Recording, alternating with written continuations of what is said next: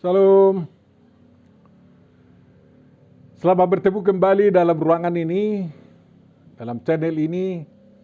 Kita akan merenungkan kembali Evangelium di minggu 11 setelah Trinitas tanggal 28 Agustus tahun 2022 yang diambil dari Matius 16 ayat 21 sampai 26, 28. Untuk itu marilah kita terima penyertaan dari Tuhan. Damai sejahtera Allah yang melampaui segala akal manusia, kiranya memenuhi dan memelihara hati dan pikiranmu di dalam Yesus Kristus Tuhan dan Juru Selamat kita. Amin. Firman yang akan kita renungkan sekarang ditentukan oleh pimpinan gereja kita dari Matius 16 ayat 21 sampai 28. Mari kita baca bersama. Sejak waktu itu Yesus mulai menyatakan kepada murid-muridnya bahwa ia harus pergi ke Yerusalem dan menanggung banyak penderitaan dari pihak tua-tua, imam-imam kepala dan ahli-ahli Taurat, lalu dibunuh dan dibangkitkan pada hari ketiga. Tetapi Petrus menarik Yesus ke samping dan menegur dia. Dan katanya, "Tuhan, kiranya Allah menjauhkan hal itu. Hal itu sekali-kali takkan menimpa engkau." Maka Yesus berpaling dan berkata kepada Petrus, "Enyahlah iblis, engkau suatu batu sandungan bagiku, sebab engkau bukan memikirkan apa yang dipikirkan Allah, melainkan apa yang dipikirkan manusia." Lalu Yesus berkata kepada murid-muridnya, "Setiap orang yang mau mengikut aku, ia harus menyangkal dirinya, memikul salibnya dan mengikut aku. Karena barang siapa mau menyelamatkan nyawanya, ia akan kehilangan nyawanya. Tetapi barang siapa kehilangan nyawanya karena aku, ia akan memperolehnya. Apa gunanya seorang memperoleh seluruh dunia, tapi kehilangan nyawanya? Dan apakah yang dapat diberikannya sebagai gantinya? Sebab anak manusia akan datang dalam kemuliaan Bapanya, diiringi malaikat-malaikatnya. Pada waktu itu ia akan membalas setiap orang menurut perbuatannya. Aku berkata kepadamu, sesungguhnya di antara orang yang hadir di sini ada yang tidak akan mati sebelum mereka melihat Anak Manusia datang sebagai Raja dalam kerajaannya." Demikian firman yang akan kita renungkan dalam bingkai tema menyangkal diri, memikul salib, dan mengikut Yesus. Yang berbahagia adalah orang yang mendengar, memahami, menghayati, dan melakukan firman serta perintah Tuhan. Amin. Mari kita renungkan makna firman yang kita temukan dalam perikop ini. Yang pertama, setelah hampir 3 tahun Tuhan Yesus Kristus melayani di tengah manusia, dia menanyakan murid-muridnya tentang siapa dia dikatakan oleh orang di tengah masyarakat. Para murid itu memberitahu berbagai sebutan orang tentang siapa Yesus di tengah masyarakat. Ada yang mengatakan Yesus itu Yohanes Pembaptis yang tentu saja dianggap bangkit dari mati kembali. Ada yang mengatakan Elia yang diharapkan orang Yahudi datang kembali sesuai dengan Maleakhi 4 ayat 5. Ada yang mengatakan Yeremia karena sangat tegas mengkritik seperti Yeremia tegas mengkritik raja-raja Yehuda. Atau salah seorang dari Nabi seperti orang yang menamai Yesus itu Isa Al-Masih dari sejak kumpulan mereka abad ke-7 sampai sekarang. Al-Masih yang sekedar Nabi dan tidak ada apa-apanya. Lalu Yesus menelisik murid-muridnya tentang siapa diri Yesus menurut mereka sendiri. "Tetapi apa katamu, siapakah aku ini?" katanya Yesus kepada murid-muridnya. Maka Simon bin Yunus mewakili para murid itu menjawab, "Engkau adalah Mesias, Anak Allah yang hidup." Simon memberi jawaban yang benar dan jawaban itu diiyakan Yesus karena jawaban itu dinilai bukan datang dari manusia, melainkan dari Bapa yang di surga yang menginspirasi kepada Simon bin Yunus. Lalu Yesus memberi nama baru bagi Simon, yakni Petrus yang artinya batu karang, seraya mengatakan, "Di atas batu karang ini aku akan mendirikan jemaatku, dan alam maut tidak akan menguasainya. Matius 16 ayat 18. Berita ini hendak mengatakan kepada kita bahwa siapapun Yesus itu disebut atau dijuluki orang, kita para pengikutnya atas pertolongan Tuhan harus mengatakan atau mengaku sebutan yang benar tentang Yesus Kristus.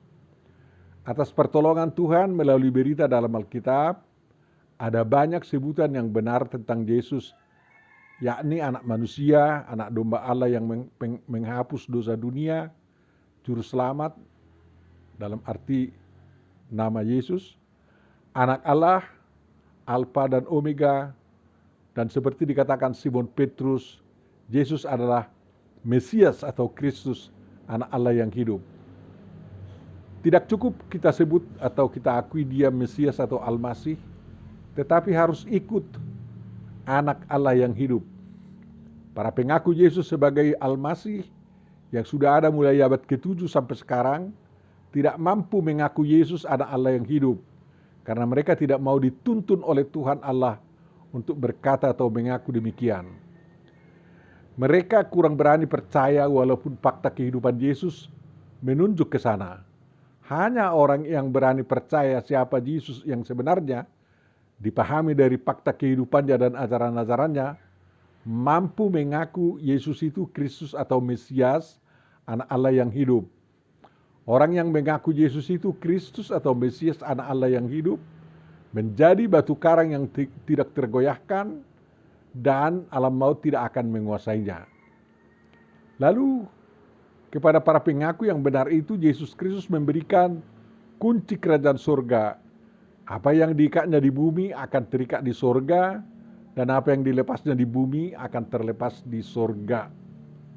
Jadi apapun dikatakan tentang Yesus, tetapi kita mengaku Yesus itu anak Allah yang hidup, Mesias, juru selamat. Yang kedua, Yahudi mengharap akan datangnya Mesias yang Yunaninya Kristus, Arabnya Al-Masih. Tetapi Mesias yang diharapkan itu tidak anak Allah yang hidup, melainkan hanya seorang dari keturunan Daud dan menjadi raja atas mereka yang memerintah dengan penuh keadilan dan membebaskan bangsa Israel dari segala penjajahan bangsa-bangsa. Mesias yang diharapkan Yahudi waktu itu adalah yang diurapi untuk menjadi raja, imam dan nabi bagi mereka. Dia akan memimpin ibadah yang benar umat Yahudi. Mesias itu diyakini sebagai orang yang menyampaikan firman dan kehendak Tuhan, sembahan mereka. Islam mengenalnya sebagai alaihi salam, yang artinya damai padanya. KBBI untuk kata itu, seperti nabi-nabi lainnya.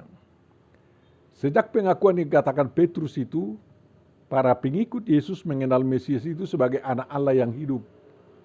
Hanya dalam pengakuan ini Yesus damai demikian. Mungkin karena Yesus melarang muridnya memberitahu hal itu kepada orang lain. Yang dipakai 2 kali dalam PB adalah gelar anak Allah yang maha tinggi di Lukas 1 ayat 32 dari mulut malaikat Gabriel, dan Markus 5 ayat 7 sejajarnya Lukas 8 ayat 28 di mulut orang yang dirasuk roh jahat. Kombinasi sebutan Mesias atau Kristus anak Allah yang hidup menunjukkan bahwa Mesias yang dimaksudkan melebihi Mesias yang diharapkan orang Yahudi. Dia bukan hanya Raja Israel, tetapi Raja Surgawi. Dia bukan hanya imam di Bait Suci Yerusalem, tetapi imam yang mempersembahkan kurban penghapus dosa umat manusia, dan kurban itu adalah dirinya sendiri. Dia bukan hanya nabi seperti nabi di Perjanjian Lama yang menyampaikan firman Tuhan, tetapi dia melebihi Nabi Musa. Sebab dia sendiri adalah firman itu yang menjadi manusia. Kelebihan-kelebihan dalam dirinya itu tersirat dalam sebutan anak Allah yang hidup pada dirinya. Sebutan itu berarti bahwa Yesus Sang Mesias itu adalah penampakan diri dari Allah sendiri atau inkarnasi Tuhan. Dia adalah firman yang adalah Allah yang menjadi manusia. Ini bersesuaian dengan kesaksian dalam Yohanes 1 ayat 1 sampai 14. Perlu kita renungkan itu Bapak Ibu Saudara.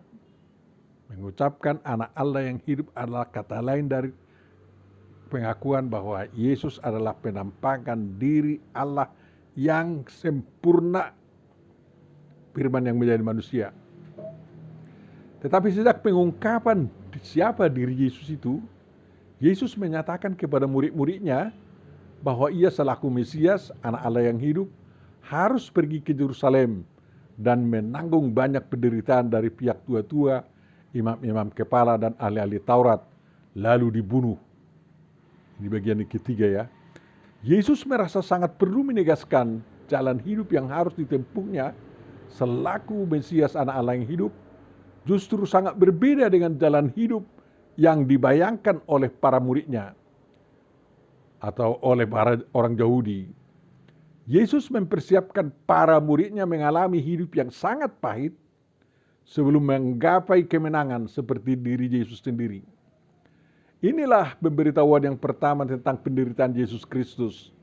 Ada 2 kali lagi diberitahukan Yesus tentang penderitaan yang akan dialaminya. Dalam pemberitahuan yang kedua, Yesus mengatakan bahwa dirinya akan diserahkan ke dalam tangan manusia dan mereka akan membunuh dia. Baca Matius 17 ayat 22 sampai 23. Para muridnya hanya bersedih mendengar itu. Di pemberitahuan yang ketiga, Yesus mengatakan bahwa dia akan diserahkan kepada imam-imam kepala dan ahli-ahli Taurat, dan mereka akan menjatuhkan hukuman mati kepadanya. Kemudian mereka akan menyerahkan Yesus kepada bangsa-bangsa yang tidak mengenal Allah, supaya dia diolok-olokkan, disesah dan disalibkan. Baca Matius 20 ayat 17 sampai 19. Mendengar itu para murid hanya diam saja. Di setiap pemberitahuan ini, Yesus menyatakan bahwa dia akan dibangkitkan pada hari ketiga setelah kematiannya.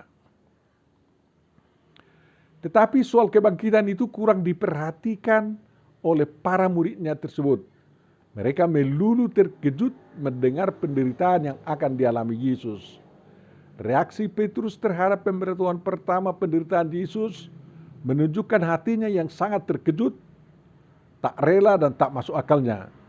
Sebab barusan dia menegaskan atas tuntunan Tuhan bahwa Yesus Mesias anak Allah yang hidup. Mengapa justru pelayan-pelayan Tuhan Allah di Yerusalem yang akan melakukan hal-hal yang sangat membuat Yesus menderita itu? Tuhan Allah bisa melindungi anaknya kan? Yesus telah menunjukkan dirinya sebagai orang yang luar biasa, yang dapat membungkam orang yang akan menjahati dia. Tak ada dilakukannya penodaan agama, tak ada pelanggaran hukum pemerintahan, tak ada gangguan kamtipmas dilakukan Yesus. Tetapi mengapa kok Yesus harus menderita dan harus dibunuh? Petrus tidak setuju, dirinya bergejolak. Pada saat itu setan atau iblis dengan cepat menguasai diri Petrus, dan iblis memanfaatkan Petrus untuk menunjukkan sengatnya. Spontan Petrus bangkit melawan apa yang dikatakan Yesus. Dia perlakukan Yesus sebagai orang yang harus dikoreksi. Lalu Petrus menarik Yesus ke samping dan menegur dia, katanya, "Tuhan, kiranya Allah menjauhkan hal itu. Hal itu sekali-kali takkan menimpa engkau." Kata-kata Petrus ini benar-benar menunjukkan keyakinannya bahwa Tuhan dapat melindungi Yesus agar Yesus tidak mengalami penderitaan seperti itu dan tidak dibunuh. Petrus tidak tahu bahwa apa yang dikatakan Yesus adalah rancangan Tuhan dan rencana jalan hidup yang harus ditempuh oleh Yesus, Mesias anak Allah yang hidup itu. Iblis sangat licin memasukkan rencananya menggagalkan rencana Tuhan. Iblis merasuk dan membisikkan hal-hal yang dianggap manusia sangat baik dan tampaknya sangat baik bagi Yesus. Tak ubahnya dengan strategi iblis di Taman Eden waktu itu kepada perempuan pasangan Adam dan kepada Yesus sewaktu iblis mencoba Yesus sehabis puasanya di padang gurun. Di Kejadian 3 ayat 4 dikatakan, "Sekali-kali kamu tidak akan mati," kata iblis itu, "tetapi Allah mengetahui bahwa pada waktu kamu memakannya, matamu akan terbuka dan kamu akan menjadi seperti Allah, tahu tentang yang baik dan yang jahat." Sedangkan di Matius 4 ayat 3 dikatakan, Jika engkau adalah Allah, perintahkanlah supaya batu-batu ini menjadi roti. Dari berita tentang Petrus di Matius ini dapat diketahui bahwa seseorang yang diinspirasi Tuhan mengatakan yang benar tentang siapa Yesus Kristus, dapat juga beberapa menit kemudian dirasuk oleh iblis untuk menggoda Yesus agar rencana Tuhan tidak terpenuhi dalam diri Yesus. Sampai sekarang pengalaman Petrus ini sering terjadi. Beberapa waktu yang lalu seseorang itu ditentukan sebagai batu karang yang di atasnya jemaat Tuhan didirikan, tapi tak berapa lama kemudian dia menjadi pembubar gereja Tuhan dan menjadi batu sandungan bagi rencana Yesus menjalani hidupnya bersama jemaatnya. Seseorang yang sangat menyanjung Yesus dan giat bekerja untuk Yesus, tiba-tiba menjadi pengacau gereja karena menuntut yang dianggapnya baik untuk gereja tubuh Kristus itu. Bahkan tuntutannya itu dianggapnya baik untuk Yesus. Dia tidak sadari bahwa dirinya sudah dimanfaatkan oleh iblis untuk menggagalkan rencana Tuhan dan merusak gereja tempatnya mengikut Yesus. Jawaban Yesus kepada Petrus menunjukkan bahwa Petrus telah berhasil menggunakan bahwa iblis telah berhasil menggunakan Petrus untuk menghambat dan menghalangi rancangan Tuhan untuk diri Yesus Kristus. Jadi cepat kali iblis itu masuk. Jadi kita harus hati-hati dong, karena liciknya luar biasa. Yesus berkata kepada Petrus, "Enyahlah iblis, engkau satu batu sandungan bagiku, sebab engkau bukan memikirkan apa yang dipikirkan Allah, melainkan apa yang dipikirkan manusia." Matius 16 ayat 23. Bahasa aslinya, hupage opisomu satana, yang artinya berjalanlah atau barislah di belakangku hai setan. Dalam bahasa Ibrani, sur milpanai satan, menyingkirlah dari hadapanku setan, itu artinya. Yesus memerintah setan itu agar setan itu pergi ke belakang Yesus atau jangan menghempang atau menghalangi jalan di depan Yesus. Di sini perlu kita katakan, lain dari orang-orang yang penafsir yang lain ya, bukan Petrus yang dihardik Yesus waktu itu, melainkan setan atau iblis yang sudah memainkan Petrus agar iblis itu mengikuti Yesus, baris di belakang Yesus dalam rancangan Tuhan. Yesus menghardik iblis atau setan agar jangan menjadi batu sandungan bagi Yesus dan jangan membuat murid Yesus ikut-ikutan menjadi batu sandungan bagi Yesus. Ini perhatikan, ada yang mengatakan Petruslah yang jahat di situ, terus balik pertama digunakan Tuhan, dia sekarang apa ya? Jadi batu sandungan, pertama-tama batu karang, kemudian batu sandungan. Petrus itu katanya enggak.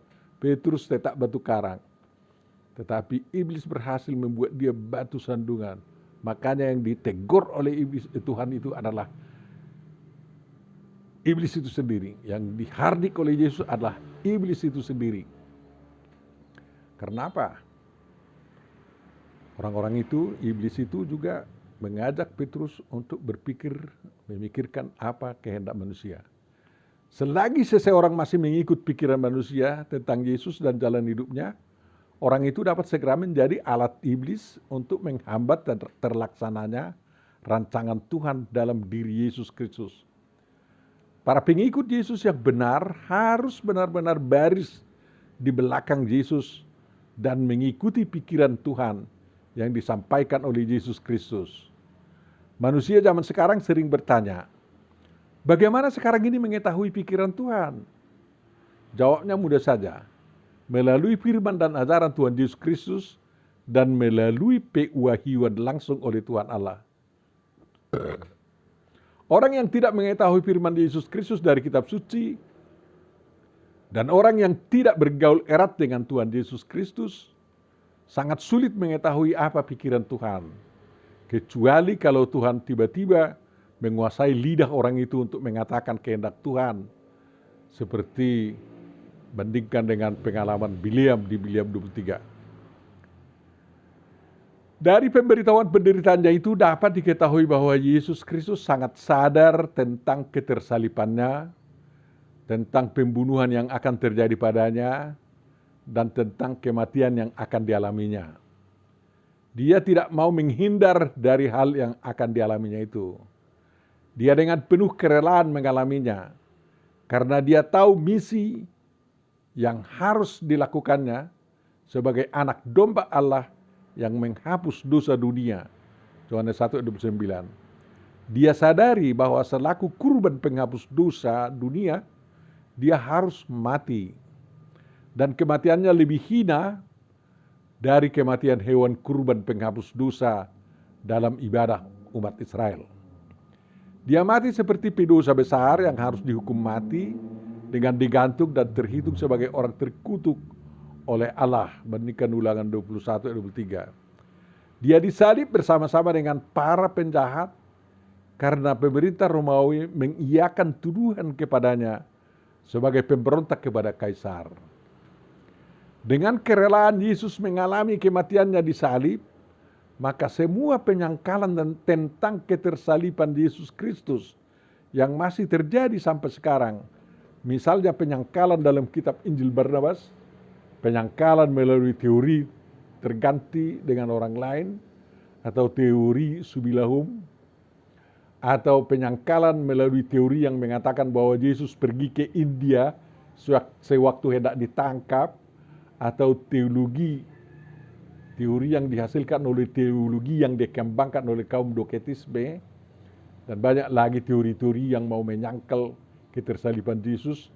Semuanya itu adalah versi dari ucapan Simon Petrus yang tidak rela dan tidak setuju bahwa Yesus harus menderita dan tidak dibunuh atau tidak disalibkan. Simon Petrus mengatakan, kan, hal itu sekali-kali takkan menimpa engkau, katanya.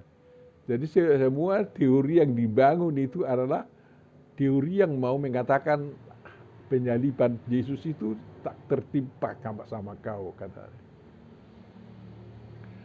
Kepada semua penyangkal ini berlaku firman Yesus yang mengatakan, hai iblis, barislah di belakangku.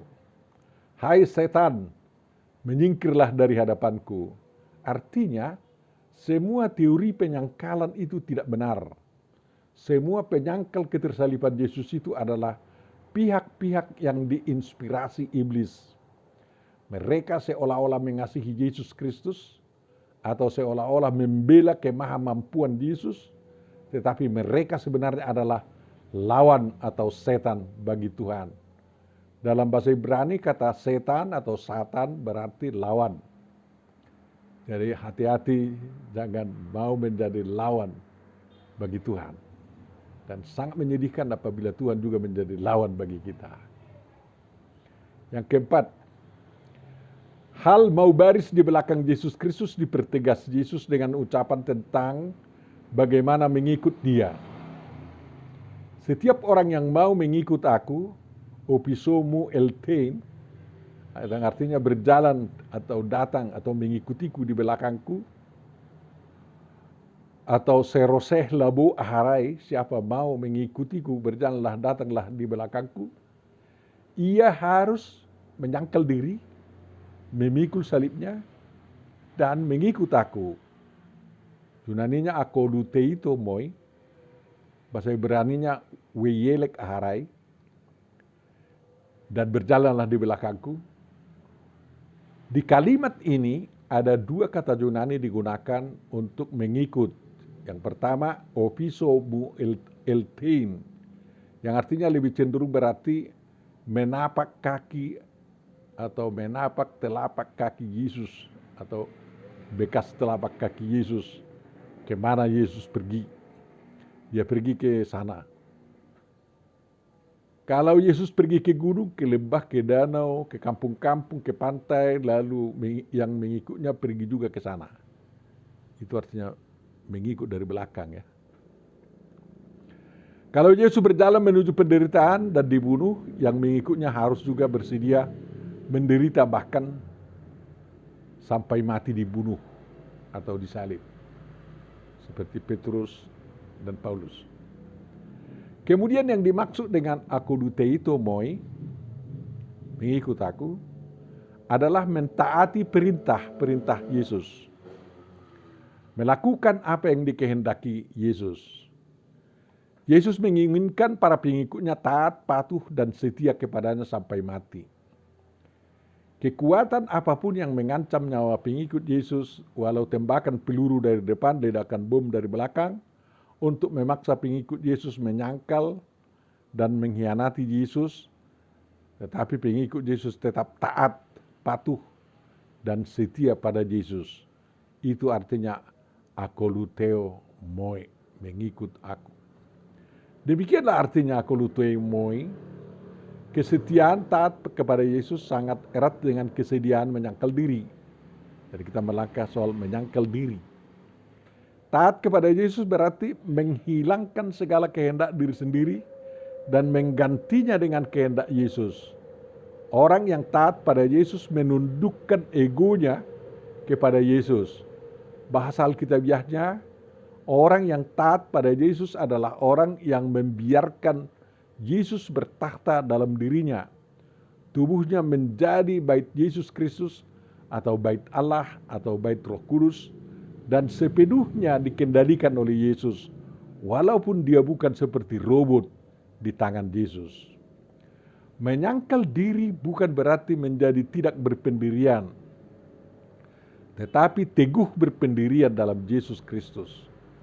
Menyangkal diri berarti membuat kehendak Tuhan mengendalikan atau berkuasa atas kehendak diri sendiri. Menyangkal diri bukan membuang kehendak diri, melainkan menyesuaikan kehendak diri itu dengan kehendak Yesus. Itu berarti membersihkan kehendak diri dari segala sesuatu yang kotor atau berlawanan dengan kehendak Yesus, seperti orang membersihkan emas. Dan emas itu harus dibakar, ditimpa, dicuci dengan kimia sehingga benar-benar murni. Demikian kita ditempa oleh Yesus agar bersih sewaktu kita menyangkal diri.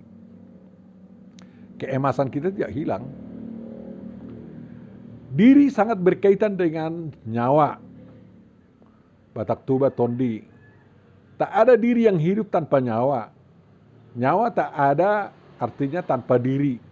Ingat apa yang terjadi pada manusia sewaktu manusia Adam ke dalam hidungnya diciptakan dari tanah dan ke dalam hidungnya diembuskan nismat haya sehingga manusia itu menjadi nefes haya atau makhluk hidup namar todina mengulu. Di dalam nyawa, psuhen atau nefes atau yang artinya soul, jiwa, life, hidup, self, diri, terkandung diri, pikiran, niat, jiwa. Jadi kalau manusia terdiri dari tubuh, jiwa, dan roh, inilah ya trikotomi diri manusia itu. Gambaran daripada keberadaan Tuhan sebagai Tritunggal juga ya. Menyelamatkan nyawa berarti menyelamatkan diri, mempertahankan pikiran dan tidak mau tunduk kepada tindakan penyelamatan yang dilakukan Tuhan. Artinya, menyelamatkan nyawa berarti melawan Tuhan yang membuat manusia punya psihe atau nefes atau tondi. Tuhan yang punya kekuatan untuk mengambil atau mencabut ataupun memelihara apa yang diberikannya kepada manusia itu. Jadi Tuhan yang mampu mencabut nyawa, Tuhan juga yang mampu memelihara nyawa. Manusia tidak punya kekuatan untuk menyelamatkannya. Menyelamatkan nyawa oleh pemiliknya sendiri adalah pekerjaan sia-sia. Sebanyak apapun harta seseorang, bahkan walau seluruh dunia dan isinya harta seseorang, hartanya itu tidak terandalkan untuk menyelamatkan nyawanya. Tidak terandalkan untuk mempertahankan nyawanya selamanya ada dalam dirinya atau jadi miliknya. Kalau Tuhan mencabut nyawa orang yang melawannya, manusia tidak bisa berbuat apa-apa. Bisa saja Tuhan tidak mengembalikan nyawanya itu lagi. Dan nyawanya itu atau tondinya itu, rohnya itu dibuang ke neraka kan. Sehingga pemiliknya benar-benar kehilangan nyawa. Jadi bukan hanya mati di bumi, juga mati di balik kehidupan ini. Walau yang bersangkutan mempersembahkan seluruh dunia kepada Tuhan agar Tuhan mengembalikan nyawanya yang hilang, nyawanya tidak akan dikembalikan. Kalau Tuhan tidak mau mengembalikannya tentu saja. Tuhan tidak mau mengembalikan nyawa orang yang selalu menggunakan nyawanya melawan Tuhan. Dari itu dapat dipahami apa yang dikatakan Yesus, karena barang siapa mau menyelamatkan nyawanya, ia akan kehilangan nyawanya. Tetapi barang siapa kehilangan nyawanya karena aku, ia akan memperolehnya. Apa gunanya seorang memperoleh seluruh dunia, tetapi kehilangan nyawanya? Dan apakah yang dapat diberikannya sebagai ganti nyawanya? Itu Matius 16:25-26. Kehilangan nyawa karena Kristus berarti menggunakan nyawanya sepenuhnya untuk mentaati Tuhan. Bisa saja nyawanya terputus dari tubuh tempatnya, karena orangnya mati dibunuh, lalu nyawanya itu kembali kepada Tuhan. Kalau nyawa orang yang dikasihi Tuhan berada di tangan Tuhan, maka Tuhan dapat mengembalikannya kepada orang yang dikasihinya. Atau sedikitnya nyawanya itu terpelihara di tangan Tuhan, hingga tiba hari kebangkitan manusia dari mati. Tuhan akan menggunakan nyawa orang yang dikasihinya itu untuk kebangkitan orang yang taat kepadanya semasa hidupnya di dunia.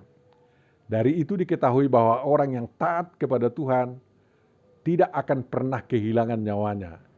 Jadi para pengikut Yesus zaman now yang taat kepada Tuhan, kepada Yesus, jangan takut kehilangan nyawa oleh kuasa-kuasa dunia ini.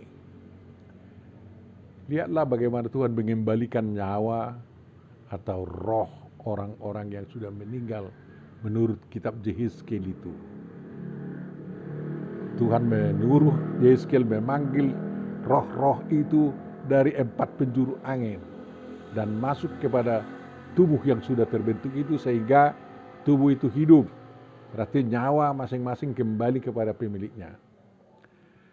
Lagi salah satu tanda bahwa pengikut Yesus mengasihi Tuhan, mereka harus bersedia memikul salib yang diembankan kepada masing-masing. Dalam kalimatnya Yesus menekankan setiap orang, jadi tidak ada yang terkecuali. Bahkan kalau salib Yesus diembankan kepada seseorang, dia harus bersedia memikul salib itu, seperti telah ditunjukkan atau dilakukan oleh Simon dari Kirene yang tidak menolak sewaktu dia dipaksa memikul salib Yesus dan mengusungnya hingga ke Bukit Golgota. Sebenarnya di dunia Romawi salib itu adalah alat untuk mematikan tubuh orang jahat dan sekaligus mematikan kejahatan yang melekat pada diri orang yang disalib itu. Salib itu harus dipikul, tidak bisa dijinjing karena tidak ada jinjingannya. Salib itu banyak bentuknya dan banyak jenisnya. Misalnya kesulitan-kesulitan hidup, dendam orang, tanggung jawab dalam hidup, khosom elate, dan lain-lain. Pendek kata, setiap hal yang mencoba merusak kesetiaan kita kepada Yesus Kristus itu adalah salib. Tetapi salib kehidupan. Ingat salib yang dikenakan pemerintah Romawi untuk membunuh Petrus dan membunuh Paulus. Salib yang mereka alami adalah salib kehidupan. Hukuman yang ditimpakan karena kejahatan yang dilakukan seseorang itu juga dapat disebut salib, tetapi salib kematian. Bandingkan salib orang yang disalib di sebelah kiri Yesus, salibnya itu menjadi salib kematian. Tapi yang disalibkan di sebelah kanan Yesus, salibnya itu menuntun dia kepada kehidupan. Karena kepadanya dikatakan hari ini engkau bersama saya di Firdaus katanya. Setiap kali salib dibebankan kepada pengikut Yesus dalam bentuk apapun, salib itu selalu bertujuan untuk mematikan diri orang yang disalibkan tersebut. Tetapi apa yang harus dimatikan? Menurut Paulus, yang perlu dimatikan adalah manusia lama, yakni tubuh dosa pengikut Yesus. Roma 6. Manusia lama itu berupa egoisme, kepentingan diri, pikiran-pikiran yang mengandung dosa, yang berisi hal-hal negatif. Semua itu harus dimatikan. Tetapi psike atau nefas yang diberikan Yesus kepada pengikut Yesus, yang tampak dari kesetiaan kepada Yesus, tidak boleh dibiarkan mati oleh salib yang dibebankan itu. Apabila dunia ini memaksa pengikut Yesus untuk memikul salib Yesus, salib sedemikian akan menghantar orang percaya memasuki kehidupan yang dianugerahkan Tuhan Yesus Kristus, baik sewaktu hidupnya di dunia maupun sewaktu kedatangan Yesus dalam kemuliaannya.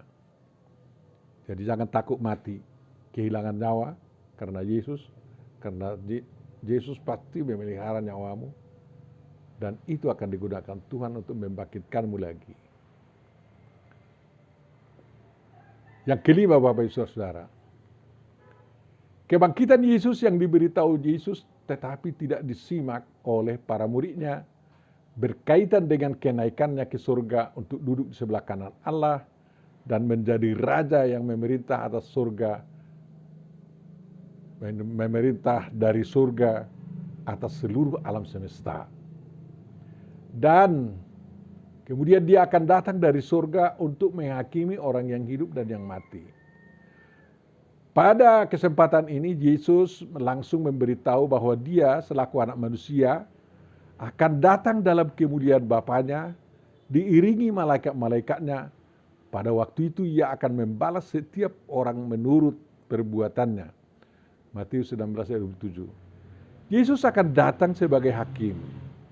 Seperti dinubuatkan Daniel, kepadanya telah diberikan kekuasaan dan kemuliaan dan kekuasaan sebagai raja. Kekuasaannya adalah kekuasaan yang kekal yang tidak akan lenyap, dan kerajaannya ialah kerajaan yang tidak akan lenyap. Daniel 7:14. Sebelum kenaikannya ke surga, Yesus berkata, "Kepadaku telah diberikan segala kuasa di surga dan di bumi." Matius 28 ayat 18. Sewaktu Yesus naik ke surga, malaikat berkata kepada orang yang menyaksikan kenaikannya, "Yesus ini yang terangkat ke surga meninggalkan kamu, akan datang kembali dengan cara yang sama seperti kamu melihat dia naik ke surga." Kisah 1 ayat 11b. Sebagai raja dia akan datang menghakimi seluruh umat manusia yang hidup dan yang sudah mati. Dia akan datang dalam kemuliaan Bapa, diiringi malaikat-malaikatnya. Hari kedatangannya merupakan hari pembalasan. Ia akan membalas setiap orang menurut perbuatannya. Matius 26 ayat 27b. Perbuatan jahat yang tidak sempat dimintakan pengampunannya akan dibalas dengan hukuman berat. Perbuatan melawan Tuhan akan diganjar dengan hukuman siksa di neraka. Perbuatan baik yang dilakukan akan dijadikan sebagai modal orang yang bersangkutan dalam hidup surgawinya. Perbuatan baik itu tidak digunakan Tuhan untuk menentukan orang yang diadili itu selamat atau tidak selamat. Dia sudah diselamatkan dengan kematian dan kebangkitan Yesus Kristus atau oleh penyelamatan yang dilakukan Yesus Kristus. Dan dia hidup di dunia dalam keselamatan itu, yakni hidup dengan penuh perbuatan-perbuatan baik, lalu kehidupannya akan berkelanjutan di surga. Yang keenam, Bapak Ibu Saudara, sungguh sangat mengagumkan yang dikatakan Yesus ini. Sesungguhnya di antara orang yang hadir di sini, ada yang tidak akan mati sebelum mereka melihat Anak Manusia datang sebagai Raja dalam kerajaannya. Matius 16 ayat 28. Kekaguman itu bukan terletak pada dugaan bahwa di antara yang hadir itu ada yang hidup sampai kedatangan Yesus kedua kalinya sebagai hakim yang akan membalaskan perbuatan manusia di akhir zaman. Bukan. Tetapi kekaguman itu terletak pada kedatangan Anak Manusia atau Yesus sebagai Raja dalam kerajaannya yang ada di dunia, yang didirikannya di dunia, tidak lama setelah kenaikannya ke surga. Setelah kenaikannya ke surga, Yesus tidak membiarkan para pengikutnya sendirian tanpa Raja. Dalam Injil Yohanes 14 ayat 18 dikatakan bahwa Tuhan tidak membiarkan para muridnya somarama, tidak berbapa. atau dalam terjemahan baru yatim piatu. Kata Yesus, aku datang kembali kepadamu. Yesus segera datang sebagai Raja dalam kerajaan surgawi yang didirikannya di dunia. Kedatangannya sebagai Raja ditandai dengan kedatangannya sebagai Roh Kudus yang memimpin seluruh pengikutnya melanjutkan misinya. Dari antara para murid Yesus itu hanya Judas Iskariot yang sudah meninggal karena bunuh diri sewaktu Roh Kudus datang atau dicurahkan kepada para pengikut Yesus Kristus.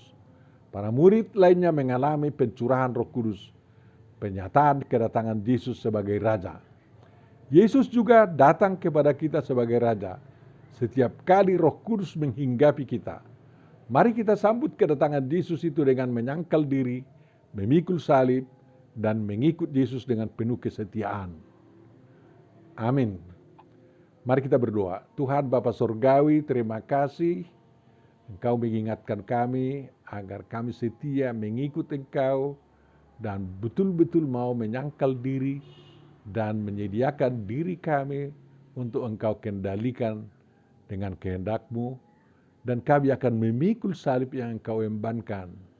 Dan kalau berkenan salib-Mu juga, kami akan bersedia memikulnya, sehingga kehidupan di dunia akan semakin nyata.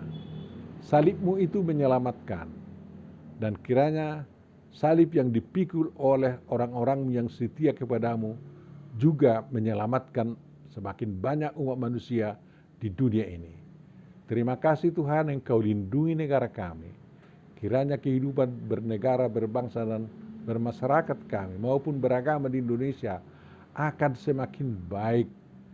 Dan kiranya Tuhan menuntun semua agama-agama agar agama-agama itu menjadi sumber kedamaian, bukan sumber yang menjadi alat iblis untuk menghancurkan manusia. Bapa Surgawi, kami serahkan kehidupan jemaat-Mu seluruh dunia, terutama Uria Kristen Indonesia yang Engkau dirikan itu. Tolong mereka agar semakin mampu melanjutkan misi-Mu di dunia ini, sehingga seluruh umat manusia betul-betul mendapat terang Injil dan menjadi kehidupan mereka semua. Kami berdoa Tuhan untuk penyelesaian perang Rusia dan Ukraina. Karena seperti Engkau tahu, kami tahu juga perang itu tidak ada gunanya sama sekali. Hanya merusak kemanusiaan yang Kau cintai itu. Sudah semakin banyak Tuhan korban orang-orang yang tidak berdosa. Oleh karena itu Tuhan campur tanganlah agar perang itu segera dapat berhenti dan manusia dapat hidup dalam damai di Ukraina dan di Rusia. Kiranya Tuhan mentobatkan juga negara-negara anggota NATO dan Amerika agar mereka tidak selalu menggara-garai bangsa-bangsa di dunia ini untuk berperang ya Tuhan. Tetapi mereka menjadi inisiator perdamaian di dunia ini. Terima kasih Bapa, sempurnakan doa kami ini dalam Yesus Kristus Tuhan dan Juru Selamat kami. Kabulkanlah itu. Amin.